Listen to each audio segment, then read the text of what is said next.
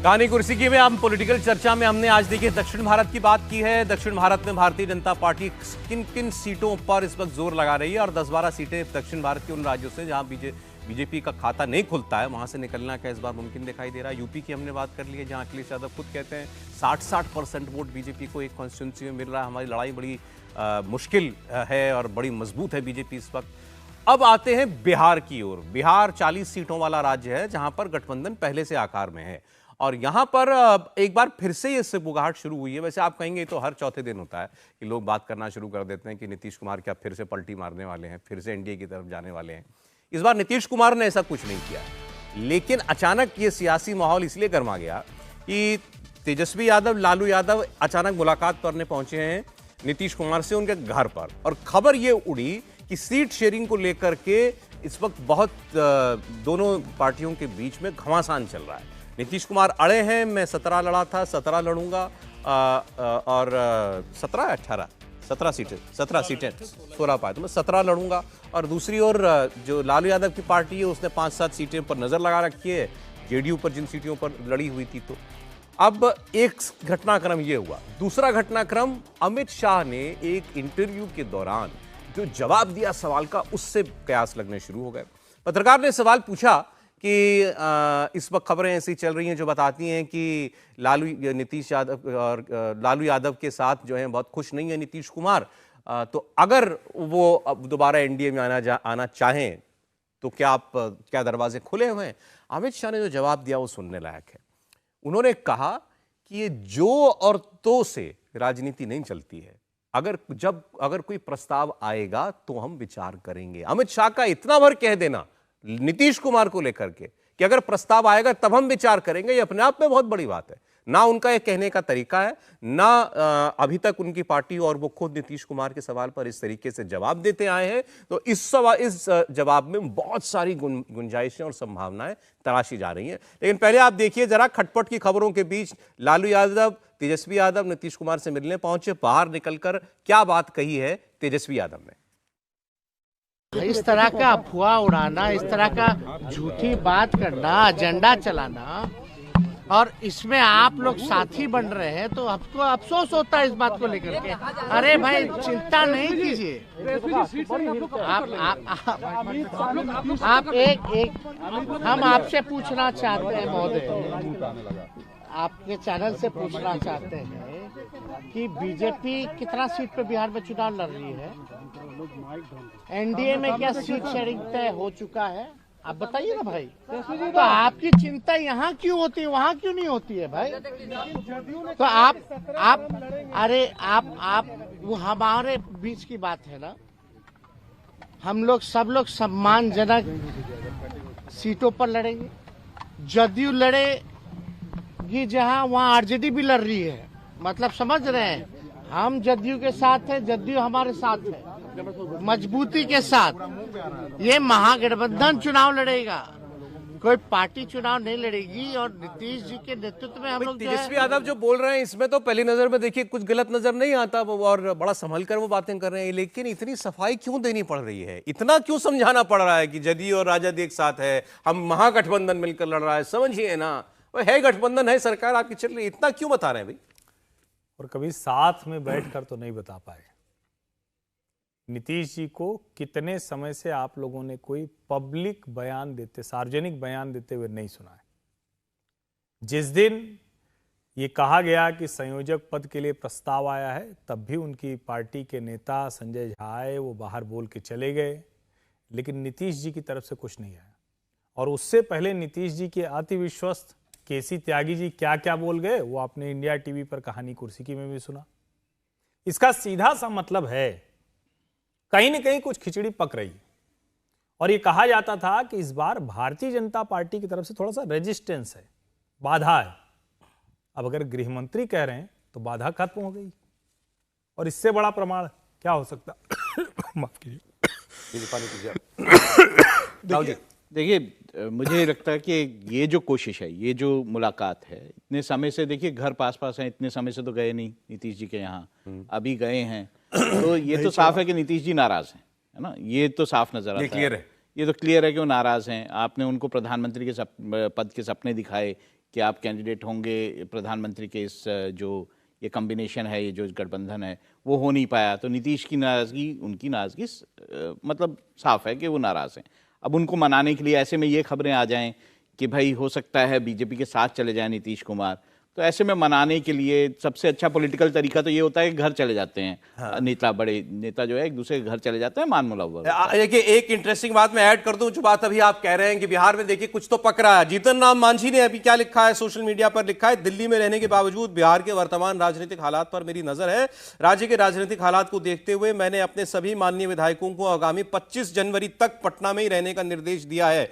जो भी राज्य हित में होगा, जय बिहार। इतना भर कह रहे हैं जीतन राम मांझी, बहुत कुछ कह दिया मुझे तो लगा। उन्होंने ये बयान दिया है कि अगर वो आते भी हैं नीतीश कुमार तो हमें कोई दिक्कत नहीं है, हम साथ देंगे। ये भी उनका कहीं बयान में पढ़ रहा था। तो ये बात तो साफ है कि भूमिका बनाई जा रही है क्या नीतीश कुमार की घर वापसी की? नहीं, और इसको मुझे ऐसे भी देखे ना कि अगर अमित शाह ये कह रहे हैं कि प्रस्ताव आएगा तो विचार किया जाएगा, इसका मतलब ये है कि वो अब कह रहे हैं कि हमारी तरफ से तो प्रस्ताव चला गया, अब ये नीतीश कुमार की बारी है। तो अगर नीतीश कुमार जी के मन में कोई संशय, किसी तरह का कोई, जिसको कहते हैं ना कि कोई खलिश है, कोई नाराजगी है, तब वो तुरंत इधर आना चाहते हैं तो आ जाए। और ये सच है जिसकी बार बार हम लोग बात कर चुके हैं कि भले नीतीश कुमार को लेकर भारतीय जनता पार्टी के नेताओं के मन में बहुत सी नाराजगी है, लेकिन अगर नीतीश जी इधर आएंगे तो लाभ देंगे, और उधर का तो एकदम जिसको कहते हैं ना कि वो बिल्कुल ही उस गठजोड़ को ध्वस्त कर देंगे। ये प्रस्ताव दिया जाना, स्वीकारा जाना, यही बस देखना बाकी है क्या? बस बिल्कुल। देखिए, अब नीतीश कुमार को ये बात समझ में आ गई है कि वो जिस उद्देश्य लालू के साथ आए थे कि शायद प्रधानमंत्री बनेंगे, इंडिया गठबंधन मजबूत होगा, मोदी को चुनौती देंगे, अब नीतीश कुमार को ये समझ में आ रहा है कि प्रधानमंत्री तो दूर की बात है, अगर मैं इस गठबंधन में रहूंगा, इंडिया गठबंधन में, तो मैं मुख्यमंत्री भी नहीं रहूंगा और मेरी पार्टी भी नहीं रहेगी। अब उनको अपनी पार्टी बचाना है, अपना मुख्यमंत्री पद बचाना है, और लोकसभा चुनाव के बाद उन्हें अपनी पार्टी बचाए रखने के लिए लग रहा है कि मैं जिस गलती की है सुधारने का एक मौका है। और खबर ये भी आ रही है 25 जनवरी को कर्पूरी ठाकुर की जयंती है, तो उस दिन नीतीश कुछ बहुत बड़ा कार्यक्रम हो रहा है, तो उसमें नीतीश कुमार को निर्णय ले सकते हैं। खबर यह भी है कि लालू प्रसाद ने नीतीश कुमार की जो सीटें है, जहां से जेडीयू के सांसद है, उसमें से 5 सीटों पर दावा ठोक दिया और कहा कि ये 5 सीटें तो मुझे आरजेडी को चाहिए। नीतीश को डर है कि अगर लालू की ये बातें मांग लूंगा और 5 सीटें दे दूंगा तो वो 5 सीटिंग सांसद बीजेपी में चले जाएंगे। सब कुछ महागठबंधन की अपनी अंदर प्रेशर पॉलिटिक्स है, जो दबाव बनाना चाहते हैं नीतीश कुमार, केवल वो है। मेरा ये कहना है अगर लालू प्रसाद यादव और नीतीश कुमार कांग्रेस में इतना एका होता, इतनी अंडरस्टैंडिंग होती, तो बिहार ये पहला राज्य होता जहां इंडिया गठबंधन आराम से सीटों का डिस्ट्रीब्यूशन कर लेता और घोषणा कर देता। आज तक अगर वो सीटों का डिस्ट्रीब्यूशन नहीं कर पाए तो ये बताता है कि उनके बीच अभी कितने गहरे मतभेद हैं। इसमें ये पढ़ना कि नहीं भाई ये अब इधर कुछ दोबारा एनडीए की तरफ आने का कुछ रास्ता खोज रहे हैं, कुछ ज्यादा तो नहीं है। मेरे इतिहास रहा है नीतीश जी की पार्टी का, नीतीश जी का खुद का, वो कभी भी किसी भी पार्टी में अपने जो फायदे मोड़ लेते हैं कि अपने पार्टी के फायदे के लिए चले जाते हैं। तो अगर नीतीश जी को फायदा दिखेगा उस साइड के बीजेपी के साथ जाने में फायदा, तो ऐसा कोई उनका वो नहीं है कि नहीं जा सकता। अगली खबर भी देखिए बिहार से जुड़ी हुई है, लेकिन असर इसका एक बड़े इलाके के अंदर हो सकता है। मोहन यादव जब मुख्यमंत्री बने थे मध्य प्रदेश के, और उनका नाम जब सुना पहली बार लोगों ने, तो मोहन से ज्यादा सबका ध्यान यादव पर गया। बात ठीक भी थी। अब उनको उतारा गया बिहार के अंदर। सबसे पहले बिहार में यादव समाज के अंदर एक मैसेज देने के लिए जब मोहन यादव गए कार्यक्रम में, तो बड़ा बढ़ चढ़ कर लोगों ने उसके अंदर पार्टिसिपेट भी किया। और मोहन यादव ने जब बोला, उस पर भी आप गौर कीजिएगा, मैं आपको उनके 2 छोटे छोटे बयान सुनाने जा रहा हूं, जहां बिहार के अंदर वो बात करते हैं बिहारी जी की। बिहारी जी मतलब कृष्ण जी की। और कहते हैं कि मेरे लिए तो जब मैं बिहार बोलता हूं तो बिहारी जी याद आते हैं मुझे सबसे पहले। सुनिए जरा मोहन यादव की बात।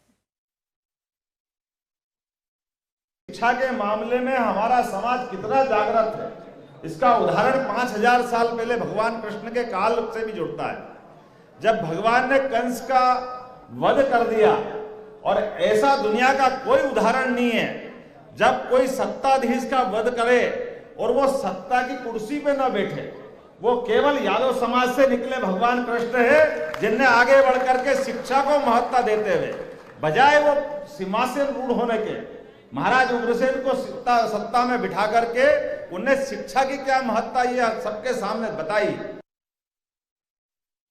बिहार के नाम के मामले में मेरा थोड़ा महाराज जी कंफ्यूजन है। मैं समझने के लिए आपसे भी चाहता हूं कि यूपी बिहार दोनों की जय बोलने के लिए बिहार का नाम बिहार है या कुछ अलग हटके है। मैं तो इसको इस रूप में देखता हूं। बोले वृंदावन बिहारी लाल की। अबे बिहारी जी की याद जाकर के बिहार में जो दिलाई है मोहन यादव जी ने, साफ है ये तो देखिए कि लालू यादव जिसको अपना कैप्टिव वोट मानते हैं कि ये कहीं नहीं जाता और नहीं गया भाई पिछले कई दशकों से, उस पर सेंधमारी करनी है भारतीय जनता पार्टी को। बिहार में मुमकिन है क्या? फिर यूपी की बात, हर्षवर्धन जी। नहीं मुमकिन जिसको कहते हैं ना कि क्यों नहीं होगा, इससे बात करनी चाहिए। लालू जी को करीब करीब पूरा 15 साल तक सत्ता मिली, उसके बाद इतनी ताकत बनाए रखी गई कि लालू जी वहां सबसे बड़ी शक्ति के तौर पर उनकी पार्टी रहे। अभी भी वो सत्ता में है, उनके बेटे उप मुख्यमंत्री हैं। लेकिन एक सवाल लोगों के मन में हमेशा आता है, लालू प्रसाद यादव और उनके परिवार के बाहर कितने लोगों को किस तरह का लाभ मिला। और जब हम ये कहते हैं ना कि कोई नेता बहुत अपने आसपास के लोगों को देगा तो 15, 20, 25, 50, 100, इससे ज्यादा लोगों को तो लाभ नहीं दे सकता है। लेकिन पिछले कुछ समय में जिस तरह से नरेंद्र मोदी की जो नीतियां रहीं और उसके आधार पर जो सरकारी योजनाओं के लिहाज से, और देखिए अगर बिहार की छवि खराब हुई तो लालू जी के समय में खराब हुई, उस छवि को दुरुस्त करने का कौन दावा करता है? नीतीश कुमार करते हैं। आज दोनों साथ में हैं। बिहार की जनता जो सबसे ज्यादा माइग्रेटेड पॉपुलेशन है वो देश में बिहार की है, उनको बाहर दिखता है कि हमारा जो बिहार का नाम है वो बर्बाद हो गया है। अब यादव मुख्यमंत्री तो मोहन यादव भी बन सकते हैं, बिना किसी परिवार के, बिना किसी बहुत बड़ी राजनीतिक पृष्ठभूमि के। और जब वो वहां जाके, हालांकि वही ये नेता लोग थोड़ा उत्साह में ज्यादा बोलते हैं, कहीं फोकस रहता है, भगवान राम तो लंका भी जीत के विभीषण को दे आए, बाली को मार के वो उन्होंने खुद नहीं लिया, सुग्रीव का राज्याभिषेक कर दिया। तो वो तो कहते ही था ना कि अवधपुरी सम नहीं भाई, तो इसलिए वो तो बहुत स्पष्ट थे। लेकिन ठीक है, फोकस उनका भी क्लियर है, उनको भी पता है कि हमें भगवान कृष्ण, यदुवंश, यादव मतदाता, और कहां के? बिहार के यादव मतदाता। और उनके इर्द गिर्द भी आप देखिए नित्यानंद राय, नंद किशोर यादव, रामकृपाल यादव, मतलब वो पूरी भारतीय जनता पार्टी की यादव नेताओं की टीम दिखती है। देखिए ये तो जब मुख्यमंत्री बने थे तभी साफ था कि इसका मैसेज यूपी बिहार में यादव समाज को देना भी है, लेकिन वो क्या इनकैश हो पाता है क्या? तो चुनाव बताएगा। देखिए मैं दो तरह से इसको देखता हूं। देखिए बिहार और उत्तर प्रदेश को इसमें यादव वोट के हिसाब से अलग अलग देखना चाहिए हमें। बिहार की बात करें तो 60% वोट जो है, यादव वोट जो है वो, माफ़ कीजिएगा, अगर हम बिहार की बात करें तो 50 कुछ या 56% शायद यादव वोट जो है वो आरजेडी के पास गया था और 27% के आसपास बीजेपी के पास गया था। इससे पहले भी देखिए बीजेपी काफ़ी कोशिशें कर चुकी हैं। भूपेंद्र यादव जैसे बड़े नेता को उन्होंने इंचार्ज बनाया था बिहार का। अभी बहुत सारे नेताओं के नाम हर्षवर्धन जी ने लिए, बहुत कोशिश वहाँ पे हुई थी, लेकिन यादव वोट जो है वो आरजेडी से हटा नहीं था। ठीक है। मुलायम सिंह यादव भी एक बार विधानसभा चुनावों में बाकायदा कैंडिडेट्स खड़ा करके ये कोशिश बिहार में कर चुके हैं। और उन्होंने जब ये कोशिश की थी तब भी जो यादव वोट था वो आरजेडी से पलटा नहीं था। तो ऐसा मानना कि अब पलटेगा इस कारण से थोड़ा देखने वाली बात होगी। अब हम बात करते हैं उत्तर प्रदेश की। उत्तर प्रदेश में लगभग 60% वोट जो था वो सपा और बसपा के गठबंधन को मिला था 2019 में, और उसके बाद 5% कांग्रेस को मिला था और 23% जो वोट था वो बीजेपी को मिला था। इस तरह से यादव वोट का डिस्ट्रीब्यूशन हुआ था। अब वहाँ पर ये था, ये जो पिछले चुनाव हुए हैं, चाहे विधानसभा चुनाव हम उत्तर प्रदेश के देख लें या लोकसभा चुनाव देखें, यादव वोट जो है वो बटा है, बीजेपी की तरफ झुका है वहाँ पर। और ये संभावनाएं उत्तर प्रदेश में ज़्यादा हैं कि यादव वोट यूपी में यादव वोट हासिल करना बीजेपी के लिए ज्यादा मुमकिन है, मुमकिन दिखाई देता बिहार है से, बिहार से, क्योंकि उत्तर प्रदेश में यादव वोट खिसका है जो कि बीजेपी की तरफ गया था। चले आज समय मुझे इतनी अनुमति दे रहा है। एक लाइन जी, यूपी में यादव वोट पहले से ही खिसक चुका है। 2019 के अच्छा, वो काम लोकसभा हो चुका चुनाव है। में पहले ही वो हो चुका है। अगर वो नहीं होता तो बहुत सी ऐसी सीटें हैं जहां भारतीय जनता पार्टी की जीत का अंतर इतना नहीं होता। बिहार में भी कोशिश की गई, अभी तक बड़ा परिणाम नहीं दिखा, इस बार वो परिणाम होता हुआ दिख सकता है। एक शॉर्ट कमेंट समीर जी आप भी फिर बताएं मुझे, यूपी बिहार में यादव वोट, मतलब सीधी बात है लालू और अखिलेश को चोट पहुंचाना। मुझे लग रहा है भारतीय जनता पार्टी के पास बड़ा वोट बैंक शिफ्ट हो चुका है और यही कारण रहा है कि बिहार में आप देखिए एमवाय समीकरण होने के बाद भी लालू प्रसाद यादव का खाता नहीं खुला था लोकसभा चुनाव के अंदर। लालू प्रसाद यादव के कई बड़े, उनकी बेटी मीसा भारती चुनाव हार गई जहां पे यादव वोट बैंक बहुत ज्यादा था, वहां से चुनाव हार चुकी है। तो मुझे लग रहा है कि एक बड़ा वोट बैंक यादवों का भारतीय जनता पार्टी के पास ऑलरेडी शिफ्ट हो चुका है। बिहार के अंदर इस बार यह तय है कि 2024 के अंदर भारतीय जनता पार्टी बहुत बड़ा डेंट करने जा रही है यादव वोट बैंक के ऊपर।